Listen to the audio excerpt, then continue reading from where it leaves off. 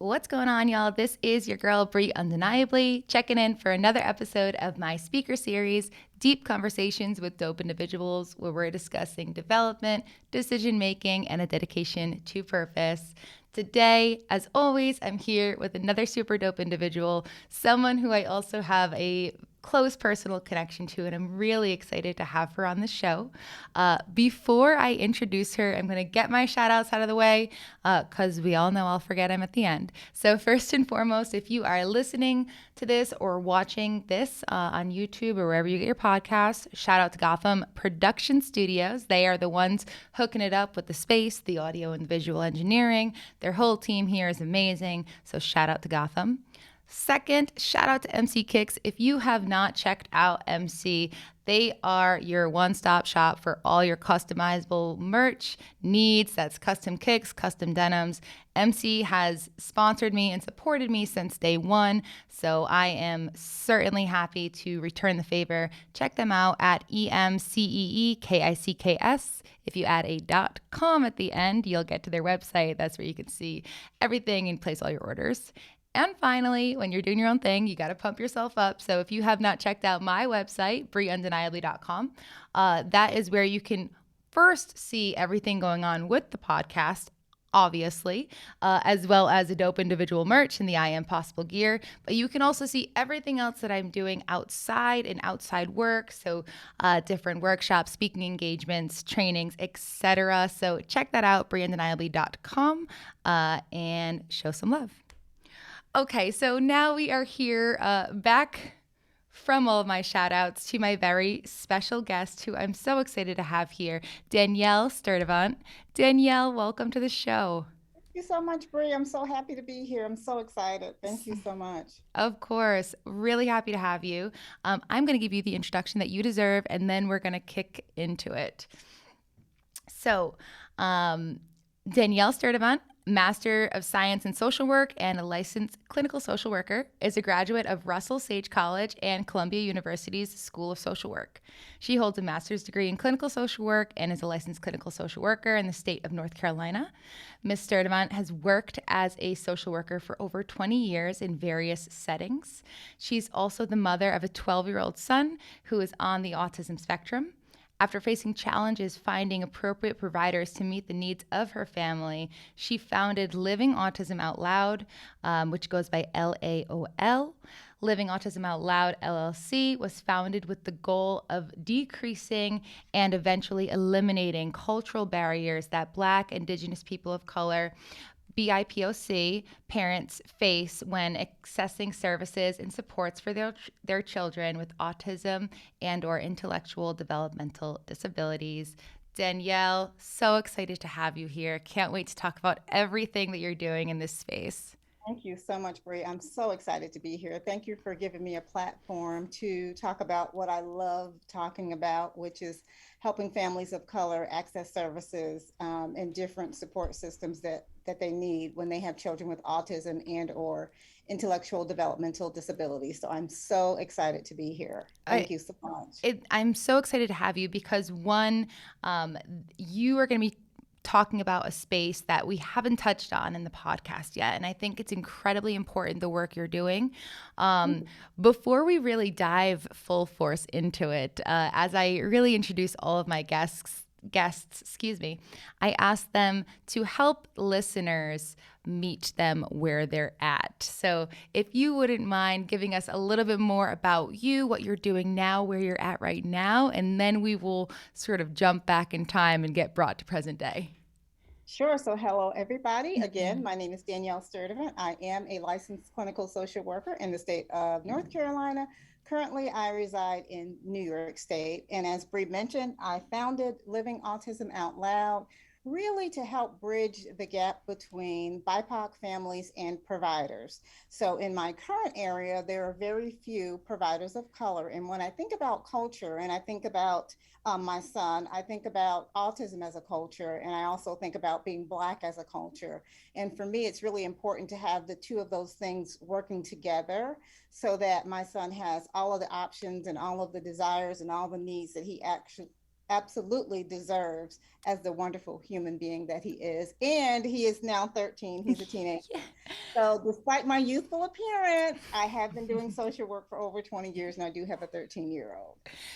I almost said that as I was reading through. I was going to be like, wait a second. I know that he is a teenager now. So, Yes, yes, he which is. I'm sure comes with its own set of unique Absolutely, circumstances that you've been presented with. absolutely. But I would not trade it for money nor gold. I don't blame you. I don't blame you. Well, thank you for sort of bringing us up to speed on your life, what you're doing, who you are. Let's rewind now. So the way that Yeah. the way that I like to kind of bring people down this path is the journey of you, and that can I be call it a journey. Yeah. it's always a journey, and that can be from the day you were born, or it could be from the day you graduated high school. I just want you to bring us back in time to where you feel like a general starting point of this journey for you took place. So I cannot do this without paying homage to my mother, Mm-hmm. the late great Bonnie Sue Yes. Sturdivant. She was and is the sole, I would say, backbone behind exactly who I am, what I do, what I believe in, what I stand for. One of the things my mother always taught me was to fight. She Mm-hmm. always taught me to not physically fight, but to fight for what I believe in. So she always stood on the side of right. So I'm not going to go back too far, but I will go back to when I was in the hospital with Joshua and I was Mm-hmm. actually in labor. One of the main supporters during that time not only were my prayer warriors, which are my aunts, but my mom was there, and she was the one that was able to explain to the doctor how the birth should go. No, she's not a doctor, but one of the things that she was really always instrumental in is learning and understanding her children and understanding what they need. And so when I had Joshua and he was stuck in the birth canal for a very long time. His APGAR was 2 when he came out, and I believe it's supposed to be about a 9. And so there was trauma there. And my mother was really instrumental in helping me through that traumatic time and making sure that, everything was the way that it was supposed to be. And so I think in a lot of ways, when I think about strength, I get my strength from her. And so that's as far back as I'm going to go on that part. The other part I would like to talk about is when Joshua was how I knew that Mm-hmm. something wasn't quite right. And Brie, a lot of times I think what people don't want to talk about is the experiences of Black women when they're given in labor and delivery. And I think Mm-hmm. Serena Williams is a good example of what happened to her when she had her daughter and she was trying to tell the doctor that something was wrong and no one listened. And unfortunately, that's a very common theme. It's Yeah. very common for Black women to die in childbirth or to have a baby that does not survive. That's common. And so when I think about my labor and delivery with Joshua, I'm just so grateful that my mom was there. And I'm also grateful that because she had 5 children of her own, she knew the questions to ask and she knew what to say. So as Joshua had gotten older, I believe he was meeting his milestones to a degree, but it wasn't anything that I was really worried about. Mm-hmm. And so I remember like going to the pediatrician and saying something like, um, he doesn't have a lot of words. He doesn't have a lot of language. And I remember him saying something like, "Oh, don't worry about it. He'll catch up. He's an only child." And for those of you who are interested in medical racism, there's a body of research that's now developing, and it talks about these things, how mothers of color are usually told to wait and not worry about it. And so I kind of waited. I was worried, but I did wait. And then when Joshua started on solid foods, he would eat Cheerios, but he would gag. And so Mm-hmm. when I went back to the pediatrician, I said, "Now listen, he's eating this food and he's gagging, and I don't know what that is." And so at that point, he decided to give me a referral. And I think it was probably because it was in his wheelhouse. Okay. And so he gave me the referral and he asked me to take him over to a local specialist to do a barium swallow study. And so when I took Josh over there, the technician put the X-ray coat on Joshua, put purple dye in his mouth and gave a Cheerio. And then when she took the x-ray, we saw the Cheerio. So although it looked like he was chewing, he wasn't. And Mm-hmm. out of that, they just decided that he needed like OT, PT, and all of these things. And so we got connected with early intervention. And the reason why I mention that is because I think that as parents, sometimes as new parents, we don't know what to expect. Like we know what they say in the books about what kids should be doing at what age. But I would have never thought that he would have a developmental delay because he wasn't able to chew a Cheerio. And Mm-hmm. through OT, he had a chew stick, and the stick was probably about this long, and it had a bristle on the end, almost like a toothbrush, but it had a bristle all the way around it. Okay. And I had to stick that in the back of his mouth and ask him to chew so that he could develop the chew reflex. And I think I always get this mixed up. Either his gag reflex hadn't moved up or it hadn't moved back. But whatever it was causing him to choke. Okay. Now, just imagine you have this kid that you're worried about, and you have to stick this thing in his mouth that he hates, ask him to chew, the entire time so that he could learn to chew. And so we went through OT, PT, we went through behavioral therapy and speech, and we had a case manager. So there were like 5 or 6 people in my house at least once a week or more. And we just kind of worked through it. And what I did was I decided that I would take time off of work to sit with them because I wanted to learn what they know so that I could be able to kind of replicate some of that stuff. And for those of you who are listening who may know somebody who has just been diagnosed with autism, when Joshua was in early intervention, I used my phone and I would video record the sessions. And then at night, the things I wanted to really stick with him, we would watch before he went to sleep every night. And I don't know if it works. I don't know, but I tried it, and I think I got some results. So there are so many different things that you can do. You don't have to quit your job and stay home like I did, but I would encourage you to definitely be a part of the process because it's important. Because if you think about it, like I knew back then that I would have to be his mouth, his ears, his eyes, and his advocate. So I knew that I had to have something in my toolbox so that when I was talking to professionals, I was able to provide them with information because obviously he could not do it. Mm. So, so many things that I want to highlight based on what you are just saying. First and foremost, just bringing it all the way back, I have to pay my respects as well to your incredibly beautiful mother, Bonnie Sturdivant. She absolutely was such a matriarch and a major blessing in your family. And Yeah. I needed to pay those respects as well because I know absolutely what a cornerstone she was in your family and still is. Mm-hmm. Um, Second, so now I'm just thinking about everything that, you know, it's almost like you had to be the advocate from moment number one Yes. for Joshua.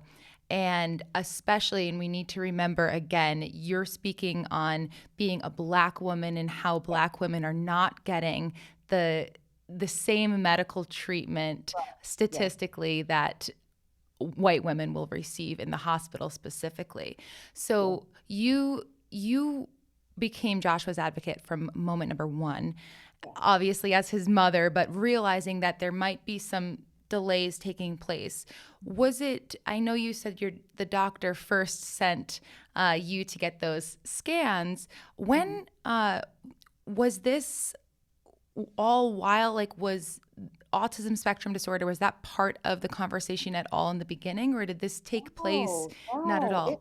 these were developmental delays. In fact, I don't believe that I told anybody in my family because I really thought he'd make up the delays. I mean, a delay could Hmm. be anything. It Right. didn't mean that he would, develop autism or that something would be drastically different. It just Hmm. meant that he was delayed. And I believed fully that he would hit those Right. milestones, with the help of early intervention. So it wasn't until he was 2 and a couple months Hmm. that we went back and they did all of the tests that they could do, and he was diagnosed with autism. Okay.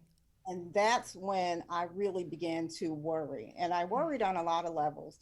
I worried about one, that he's a Black male, and I know Hmm. what society does and says about Black males. And two, I worried about the fact that he was a Black male with a disability. And I didn't know at that point, Brie, whether he was going to speak. I didn't know what it would look like. Like I had no idea. I think when he got diagnosed with autism, he may have had maybe 24 words, Mm-hmm. and he was already two. The main thing he would do is just point. Like if he wanted something, he would point, and if I got it wrong, he'd point again, and if I got it wrong, he'd point again until I got it until I got it right. So I can't tell you how many times I spent running around the house picking up random things. He was persistent, that's for Very sure. persistent. And the interesting thing is, we tried to teach him sign language. He just Mm. wasn't interested. The only thing he would do is eat and more. Whatever, I think more and eat, those are the only two that he would do. And I just said, I guess you're going to learn how to talk because, I mean, you don't want to do sign language, so we're going to have to figure something out. And I promise you all, that's the way it had to it had to go that way. Yeah. Um, because I felt like, even though, they said autism spectrum disorder, when I would look at him and talk to him, there was something in his eyes, I don't know, that I felt like he understood what I was saying. I Mm. just felt like he couldn't bring the words out. He couldn't verbalize what I was saying. So I just felt like, he would make up those milestones. But I tell you, it was tough going. And I will mention this here for all the new listeners that are maybe have a child with autism or maybe know someone who has a child with autism. One of the things that you have to allow yourself to do is you have to allow yourself some self care. Mhm. I did not do that. And so I'm speaking from experience. One of the most important things you can do for yourself is care for yourself, because this journey, it's a marathon. It is not a sprint. And when I first got the diagnosis, I sprinted. I was gone, you guys. I went. They gave me a stack of papers like this and said, you need to call this person, and this person, set up this appointment, do this, this, and that. And as a social worker, I felt like I had it. I could do it. I could do it. One of the things I didn't realize is half the resources didn't work. So you probably want to talk with your provider and make sure that the Oh. resources are viable. Mhm. And then the second part of it is that I was so nervous and my anxiety level was so high. I never even thought about myself once in that process. And I know as good mothers, we think that we are not supposed to think about ourselves. And we absolutely should, in whatever way you feel is necessary, put your children first if that's what you believe in. But please understand that when your cup is empty, you cannot help your child at That's it. all. You can't do it. That's it. And you don't take that break, your body's going to take the break for you. And trust me, you want to take the break yourself. You don't want your body shutting down. I think, Brie, what people don't understand about autism is um, it's so different than traditional parenting. There's so Mhm. many other elements and so many other nuances. Like your kid could have a sensory processing disorder, which means sight, sound, touch. All of those things could be an issue. They could have a food aversion. They could Mhm. like I Josh had a doctor who had a friend whose kid only ate white foods, so potatoes, rice. Right. There are so many different things that go into this that you just have to take your time and kind of walk through that journey, but you have to do it with self-care. It's so massively important that you're mentioning self-care, and I am not a mother yet, and I just can only imagine, as you said, like it's not the same as uh other mothers with neurotypical, I guess is the other word with uh, Mhm. um it's not the same uh capacity that you're dealing with. You're almost at this point creating your own roadmap. Yes, You're trying definitely. to navigate everything that's Yes. brand new, and even if you read the baby books and the mothering books, they don't give you this Yes, I roadmap. did. Which I Yeah, read all of them, by the way. yeah. I was I gonna read say, I would imagine that you would, and to get prepared, but you don't get prepared for this journey. And you said the empty cup, you can't pour from an empty cup. You just And I've can't. tried. I've tried for Hmm. years and I just can't do it. And the other thing I want people to really get is it's not a competition about whose parenting is harder, whether you Hmm. have a neuro kid or a neurodivergent kid. It's not a Hmm. competition about whose parenting is harder. It's just a different level of difficulty. With maybe some kids, you can say, I'm going to sit you right here and I'm going to go and do this for five whatever minutes. Sometimes with kids with autism, they wander off. You can't just do that. You know, there's certain precautions, Bree, that I have to take even at my son's age that other parents don't have to take. And I think sometimes parents want to get into a battle of whose parenting is harder or who has the most difficult job, when the truth of the matter is all parenting is hard. But when you think of autism as a brain disorder, then you know that cognitively there's something different happening for children with autism. And I think that's the part that people miss. They want to say, well, you know, it's all the same. Like I've had children and my kids did the same thing. It's something totally different. If you have not had your child perseverate on something for hours and hours and hours and hours, and people say, go in your room and close the door, you can't do that. It's not that kind of thing. I don't even know how else to describe it. It's just very different. And it's not a competition. It's just that people with children with autism and other intellectual developmental disabilities may need a different type of support. Yes. In my case, I can speak from my personal experience. I can count on my hand how many times I was able to put Josh in childcare because people did not want to have a kid with problems or behaviors, you know, in their facility. I can tell you how many times I've had to leave work to get him because people didn't want to have to deal with those types of behaviors. Some of it probably was typical child development, but because he had the autism diagnosis, it kind of made it a little bit more difficult in their mind. Right. And there's definitely a way, Bree, that I have to parent my child that my siblings will never have to do. It's just a fact. It doesn't mean that something's easier or more difficult. It's a fact. It's a matter of fact. And when we think about that, and I think about the support that families of children with autism and other IDD need, it almost doubles what people think it is. So if you know somebody with a child with autism and they're saying, I'm tired, just believe they're exhausted. When they're saying, oh, I haven't slept, just understand they probably haven't slept in a couple days, because sometimes our kids do get into these cycles where they're just kind of up. They're up. And, you know, that's when we want to introduce things like melatonin, and sometimes it works and sometimes it doesn't. Sometimes it has the reverse effect. And so I'm not saying this to, like I said, divide parents. I just want to give a clearer understanding of when you have a child with a disability, what that can look like. And it may not look like that for all people, but for a lot of people it does. And it even looks like that in families. Sometimes it's divisive. Right. Because you have one person who knows that the child has a disability, and you have another person that won't believe it. And so when you get into those types of battles, it's very difficult to do what's needed because you have these two opposing views.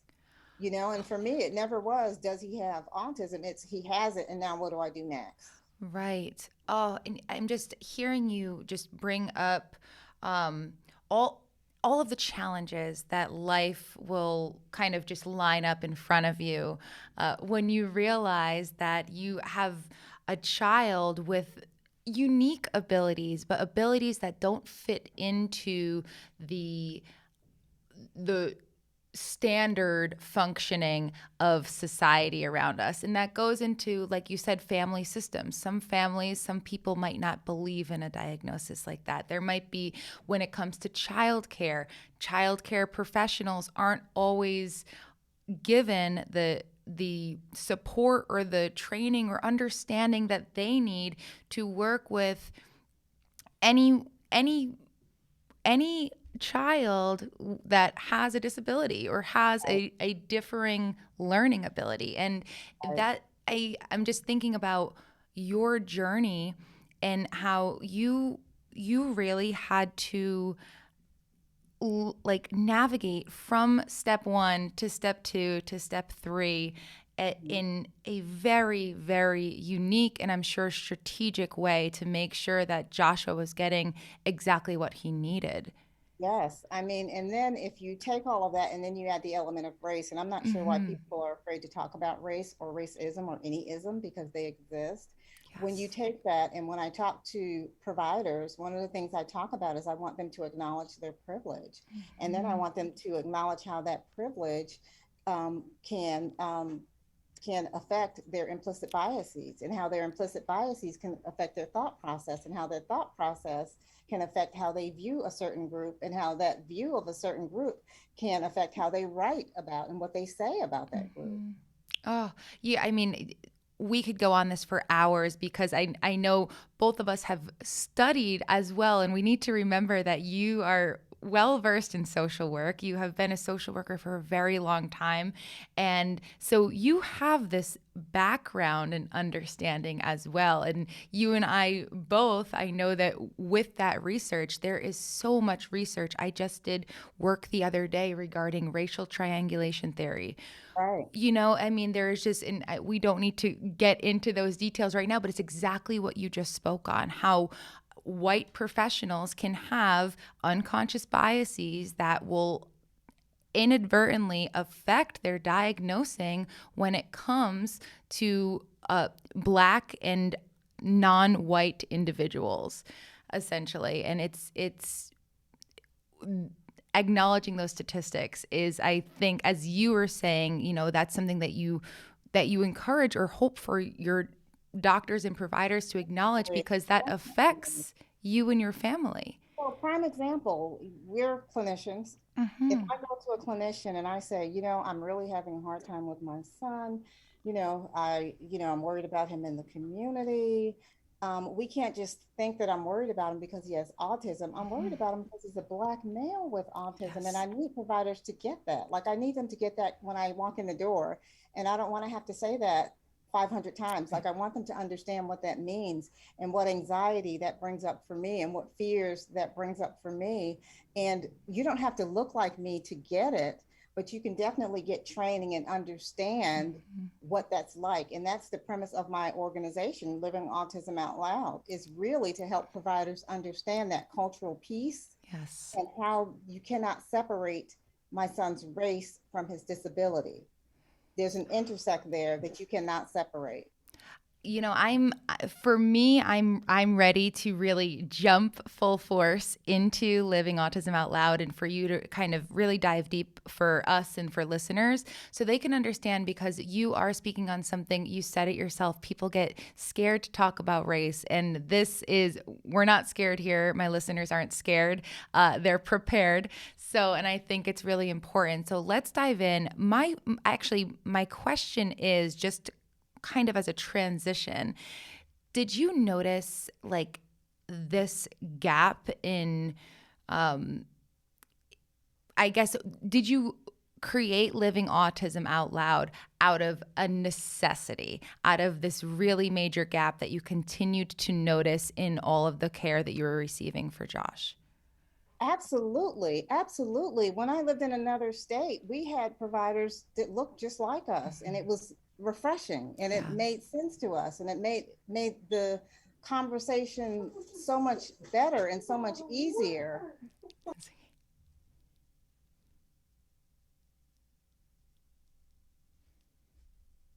Sorry about that. That's Made totally the okay. conversation so much easier, because I feel like it's important to have that conversation. Like, I feel like people need to understand who we are as people, and who we are as a family, and how we function and how we operate. Like, you saw him just kind of come over to lean in and check and check in, which is fine. But I wanted people to, when I moved up to here to this state, I was shocked that I couldn't find anybody that looked like us. Mhm. And I thought, oh boy, I've been telling this story for 11, 12, 13 years, and here I have to sit and tell it again. And one of the things I want providers to realize is, when we tell our story, every time we tell our story, it brings up the trauma again.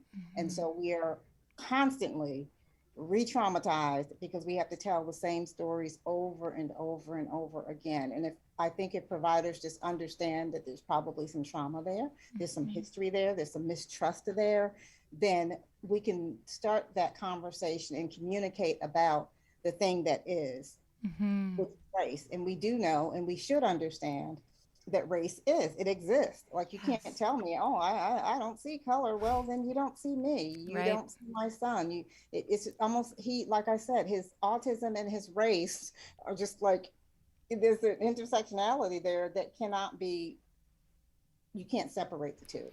And I want to point out, because I feel like there is still this sort of misconception about not seeing race, about how being colorblind is a good thing. And I think maybe 20 years ago, I mean, I really don't know when that came out, but I feel like there was some type of public presumption that that was what was beneficial in order to, you know, somehow get rid of talk around race, definitely from a white perspective.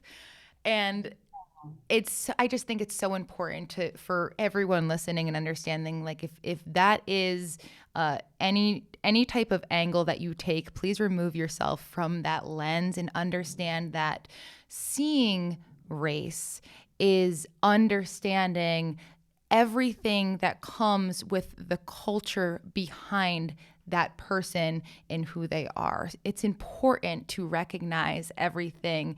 And I think what we're getting at here, at least in part as well, is for providers to be able to understand and recognize when they have someone who is not of the same race as them in front of them, that acknowledging those differences, and acknowledging that it's going to be important to work together to make sure that those differences don't come in the way of properly diagnosing. Barriers, right? They In, won't be barriers. exactly, yes. It's so, gosh, it's so important. Like back when I started social work, we all talked about cultural competence. You know, you have to be competent.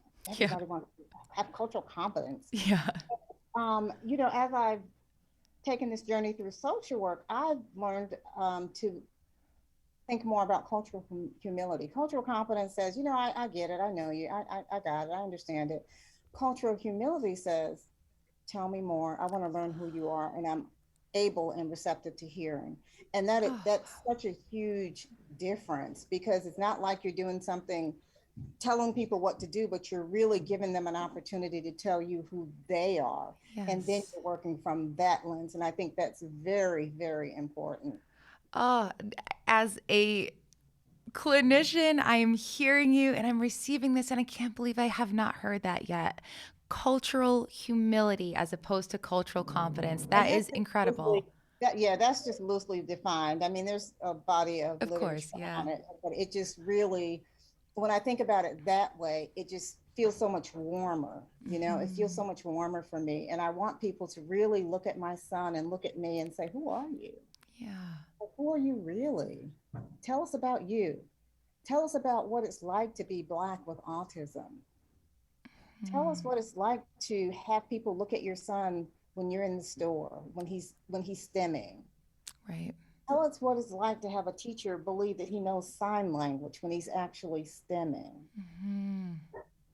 Tell us what it's like to have a teacher who says that he created a microaggression because he took a pencil from another child. Oh, What is that like? man. And then once we start talking about it, and you're not afraid for me to say, yeah, I think there was some racism behind that, then we can begin to have the conversation. Because contrary to popular belief, most people I know don't play the racism card, because we hate doing that, because we think everybody thinks that we will, so we don't.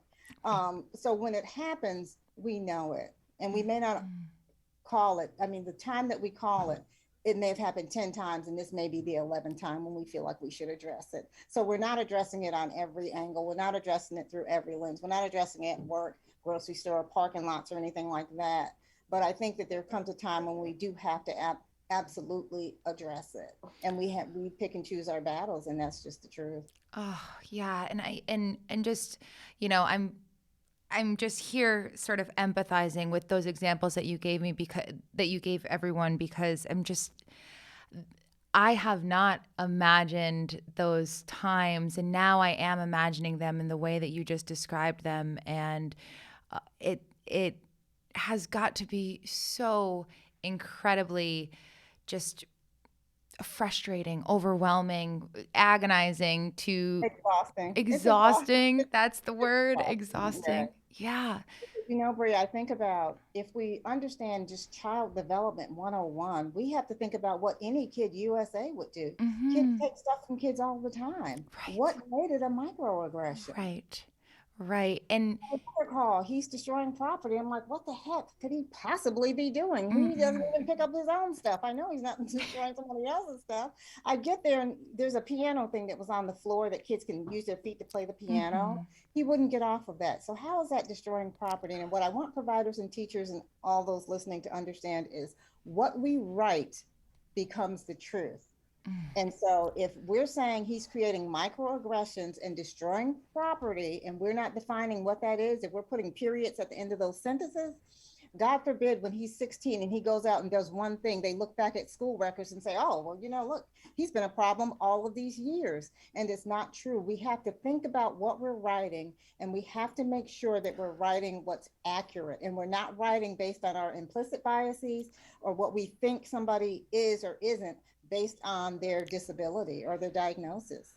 Oh, you gave me chills with that. With what we are writing becomes fact or truth, and it's so true with children in development too. That is a permanent piece of paper that's carrying them. That documentation is going with them, level to level to level, and it's supposed to, if teachers and providers are using it appropriately, be really beneficial for the students who have Right. documentation. Uh, Right. but when you write something down, again, coming from a bias or coming from an assumption or coming just from the wrong lens of perspective, it can be detrimental. Mental and have the long-term effects. Like, um, I remember taking Josh to a school and they just automatically assumed that because he had autism, he needed to be in special ed. No testing, nothing. Just I'm going to read his IEP and I'm just going to put him in special ed. And when I had to work like the dickens to get him out, he got into gen ed and his grades shot up and he had no behaviors. And again, it was based on an assumption. And when I say, oh, I think it was based on race, and I think it was based on gender, and I think it was based on some behaviors that are associated with autism, and I think it was based on, his disability, people want to kind of challenge me on that. And you can challenge me if you like, but one of the things that I do understand is I understand how the system works because I didn't have a choice in understanding that. That became Mm-hmm. my job, just like understanding autism, understanding my son, understanding the advocacy, understanding providers, understanding all of that. It became a job and it became a life skill for me. And I use it. And I, like I said, I don't necessarily call out racism every time I hear it. But when you're telling me my son's destroying property because he won't get off of a piano or he's creating a microaggression because he took a pen, and I had to tell the teacher, you're the one that created the microaggression because you said, because of what you said. Right. And I sent her the definition of a microaggression. Oh man, and I'm sorry. Please continue. No, I was just going to say, it's just those things that maybe in isolation don't feel like much, but imagine constantly having to do this every day or every other day, in addition to everything else. It gets Mhm. exhausting. Yeah. And what I'm hearing is that for you it's this constant battle of having the world pin these two things against each other in regards to his functioning. They're using a disability or unconsciously, or who knows, Yes, biases are playing into race, and it's like, why are either of these are not helpful. Pinning these two things against each other is not helpful for his development either. right. But all of these moments are moments that I feel like could have been cre- Teachable moments. Yeah, teachable moments created into learning opportunities, spun around in a way yeah, that makes sense for him in the way that he develops as a human, as a child, not as any other labels that they're putting on him, but as a child. absolutely, absolutely. And it's just so. interesting to me because I talk with all parents, white parents, Mm-hmm. black, all races of parents. And the white parents that I talk with sometimes have a different experience about their children. Like I remember doing a webinar and this mother saying, well, yeah, when my daughter was diagnosed, they brought me in this room, they sat me down, they explained all these things, and they gave me all these. I mean, it was just like a totally different experience. And she said, does that happen for everybody? And I said, no, it didn't. It didn't Mm-hmm. happen like that at all. And it doesn't usually happen that way. I think that we have to be intentional, and I definitely know that I have to be intentional in my work. I have to be intentional in how I build my allyship because I definitely am all about allyship. Yes, my organization is focused on BIPOC, but I'm about allies because I, Mm-hmm. as my mother would say, I have sense enough to know that people need people. Yeah. And we need allies, and we can all learn from each other, and we can all grow, and we can all understand and move the needle Mm-hmm. together. It doesn't have to be, oh, it's this organization's only focused on that, so I'm not going to get involved. Because what happens is, and this is what I tell anybody, when I'm 80 and I'm in wherever I am, if I'm in a nursing home or wherever, I have to think about, do I want this generation coming up to take care of me? And we didn't do our due diligence to help them and give them the skill set they Mm-hmm. need to be functioning adults. Are they the ones I want coming into my room at night to fluff my pillow? Probably not. So let's Right. do our job and help this generation be more compassionate, more kind, Mm-hmm. more empathetic, more Mm-hmm. understanding, communicate better. And we didn't do such a bang up job ourselves, but we can always teach it. Like for me, there are things that I think about that I don't say because I don't want my son to say them. Yeah. There are things that I think about doing that I don't do because I don't want him to do them. And please know, you all, kids are always watching. Even if you think they're not, they're watching, they're listening. My son has recorded everything I said in his little brain for the last 30 to 45 minutes and will play it back whenever it's necessary and needed. So please understand that they are listening. The other point I want to make is when you are at an IEP meeting or you're at a school meeting and people are talking about your child, please always demand that they talk about your child from a strength-based perspective. Do not allow them to start out on a negative. Here are some examples. I was at an IEP meeting and I was asked, do you take your son out in public? How do you take him to the grocery store? And I was told he is the most impulsive child that I have ever seen. Now, I'm not going to tell you all what I responded because we are on a podcast and I just won't. But just know that the situation was handled. When you're talking with parents about their children, the best gift that you can give them is to compliment and find something wonderful about their children or something wonderful that they are doing. Mm-hmm. Instead of thinking about parents as being difficult or hard to engage, take that on yourself and say, what is it about me that's making them difficult to engage? Mm-hmm. As a social worker, I know this stuff, and I can tell you, I've been thrown out of many houses, I've been put out, I've been cursed out, all of that. And I just would tell them, I'll see you tomorrow. Okay. You cursed me out, you must like me because you used a whole lot of curse words to describe me, and I would have just said bye, but you took that time to curse me out. So yeah, I like you too, and I'll be back tomorrow. We can't give up on our kids, and we can't give up on our parents. And the kids that need us the most are the kids that are struggling the most. Oh, And in my case, it is the child with the autism or the IDD, the kid that doesn't understand social norms, the kids that are being bullied on the playground because they don't know that they're being bullied, the kids that are being talked into doing things because they don't know that it's wrong.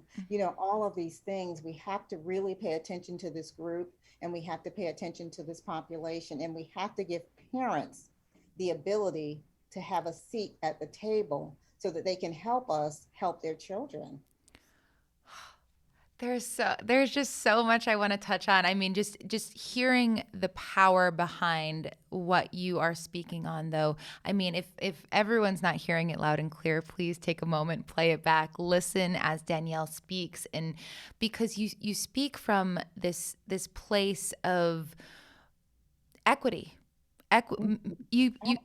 you speak from a place of not trying to put any your son or yourself or others, you're not trying to put them above or put people below or anything. You are trying to show people and let people understand how we actually, for lack of a better words, level the playing field here. Make it a comfortable environment for everyone involved so that we can make sure that whatever implementations need to happen in an appropriate way where there's not blame being put, there's not a negatively, connotated your kid did X, Y, and Z wrong. Like we have to, not only a place of equity, but a place of humanity, a place of we are humans working with each other too. And we have to understand that there is no room, especially in schools, as we talk about children. These kids are learning from the teachers and the adults. So when the adults get in the room and the first thing that they say is something negative or something that's just really, underplayed with a lot of unconscious things, that's toxic. That's hostile. That doesn't solve problems or get things resolved for the best interest of the child or the family. Right. And one of the things that I do with my son is I build him up every day. I love on him. I hug on him. I tell him he's the best, the most handsome, the smartest, because we have to build up that armor for our kids because we know what happens when they're out there. We saw what happened in Texas. We know that these things are out there. We know that this trauma and these tragic things happen. And so for me, I want to make sure that my son knows that he is covered in love at all times. Me and my son talk about everything. Now, it may take him a minute to get around to telling me some things, but we do talk about everything. And I always want him to feel comfortable talking to me. But if it's not me, you all find somebody for your kids to talk to, even if they have autism, even if they have IDD, even if they're nonverbal. Behavior is communication. So when you see it or there's something going on, find somebody for your kids to talk to. And again, the person doesn't necessarily have to look like you, but they should be able to understand who you are from a cultural perspective. Yes. And that's one of the things I think is really important. Like if I wait until I can find somebody up here that looks like me to work with my son, I'll probably be old and gray. So I'm just trying to get out there and help providers understand culturally how to respond, how to bring families of color in, how to engage us, and how to keep us in treatment so that our children can get the services that we need or that they need, and that we're not just settling because there's nobody else out there. Do you know what I mean? So I think that's really important. Oh, Danyale, you're doing absolutely incredible things. I'm just like living autism out loud and everything that you're doing with it. Just there's so much power behind your mission, your vision, your cause, and your community. You're doing just really incredible things, and I am blessed to have you on the podcast, and also again to know you very personally, which is amazing to be able to learn from you as well as I have in this podcast. Yeah. So we are winding down to the last 10 minutes or so of the show. So we're going to do a little bit of a transition. I like to do a little bit of a rapid fire round just based on the themes of the podcast. And then I'm going to give you the floor for the last 5 minutes or so to leave everyone with your thoughts, your final thoughts, and where they can find you. Sure. All right. So at the beginning of the podcast, I said we would talk about 3 things: development, decision-making, and a dedication to purpose.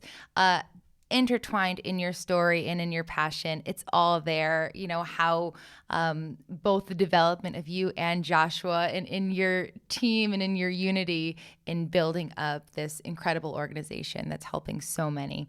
So right now, I'd like to know, as far as development, are you currently focused more on personal development or professional development? Right now, I'm focused on professional development because I think personal development is ongoing. Mm-hmm. I think that people can get it wrong. They can think they have arrived and they have no more work to do. And I know that I'm a work in progress. So personal development is always in the back of my mind. That's every day, every second, every moment. But right now I'm working on professional development because I think that's important as well. Absolutely. All right. The next one is decision making. And, this one I'm actually really intrigued because I know that you've had to make a lot of tough decisions in this journey and a lot of tough, incredibly important decisions. Mm-hmm. So I'm going to ask you the question and then I'll give you a little bit of a breakdown. But when it comes to making decisions, do you find you make decisions more based on choice, meaning you follow numbers, science, analytics, or guiding voice, meaning you follow gut feeling, spirituality, intuition, or something in that avenue? So actually both, because Okay. I believe that research serves its purpose, Mm-hmm. but I also am a very spiritual person, and I believe, and I have to believe this. I have to believe that the Lord makes absolutely no mistakes. Because if I didn't believe that, then I wouldn't be able to accept that my son has autism, and I wouldn't be able to accept that it's not a mistake that he was given to me the way that he was given to me. And Mm-hmm. so scientifically, yes, I follow research and I understand that, and I get that. But from a spiritual side, I usually try to guide spiritually and then kind of fill in the research on the other side. I like that tactic, the combination of both. You gave me Um, another chill with that statement as well, and I just need to put that out there. No mistakes. No, Absolutely, man. no mistakes. The final one is purpose. This one I have sort of played around with, and when I think of purpose, I'm thinking, what you feel like is part of your calling or your full calling. And I believe that you're sitting in it right now and doing the work that you're doing. But do you believe that purpose is nature or nurture? Are you born with it, or does it come to you with experience of life? For me, I believe it's nurture. I believe I Mm, was born just like this. I believe that my mom poured a lot of this into me. mhm. But I believe, even as a little child, like I can just remember always being for the underdog. Oh my goodness, don't be the underdog. Don't be the person that's being picked on. Don't be the person with the least. Don't be the kid sitting in the cafeteria by yourself. Don't say you don't have lunch. Don't say, anything Right. like that. I've always been a nurturer. And because I believe in zodiac, I'm a Cancer, and we're nurturers by nature. Hmm. So I believe that I believe it was born in me. And again, if I'm talking about spirituality and I'm telling you that the Lord makes no mistakes, I believe that my steps have been ordered, Mm. and everything that I'm doing has already been pre-ordered for me to follow. And that includes getting my wonderful son the way that I got him. And no one believes this, but I honestly said to the Lord, whatever way that you give him to me, I will be grateful. And that I didn't know he's going to have autism or anything. And I have to remind myself of that when times get tough, because that's what I asked for. And I said I wouldn't complain, and I won't, but Wow. definitely nurture Wow. Wow. Wow. Wow. All right. everyone. Journey. Danielle, you have the last 5 minutes to take the floor, leave listeners with whatever insight you'd like to leave them with. And please, please, please let everyone know where they can find you so they can have access to you if they'd like, reach out, find out more about your program. Absolutely. So before I start talking, because I know I can talk forever, you can visit my website, www.livingautismoutloud.org. The thing that I'd like to leave you with is that we are all pretty much the same. Even though we're different, we're pretty much the same, because we are all human beings, and we all need love, and we all need support, and we all need nurturing and kindness. One of the things I want to leave the parents with is you're doing your absolute best, and always be kind to yourself. When you can lay your head on your pillow and you know that you've given it your all, you high five yourself, ma'am, sir, and you say, I have done my best for today. And you get your 8, 7, 6, 5 hours of rest, because you know you're going to have to get up and do it again the next day. So take good care of yourself, be as healthy as you can, and reach out for support. And you know what? If you think people are going to talk about you, they're going to talk about you anyway. So you may as well do the best that you can and get all the support you can while you can. Amazing. I'm I'm just getting lost in your words because I feel like I could listen to you talk with the power behind everything that you say for hours. Danielle, it has been such a pleasure. Thank you so much for joining me. Thank you so much for having me. And if I have touched one person, I have done my work for the day. You So certainly thank you have. so much. Thank you so much. Absolutely. Absolutely. Danielle Sturdivant, everyone. And as I end all of my podcasts, until next time, let this be the moment.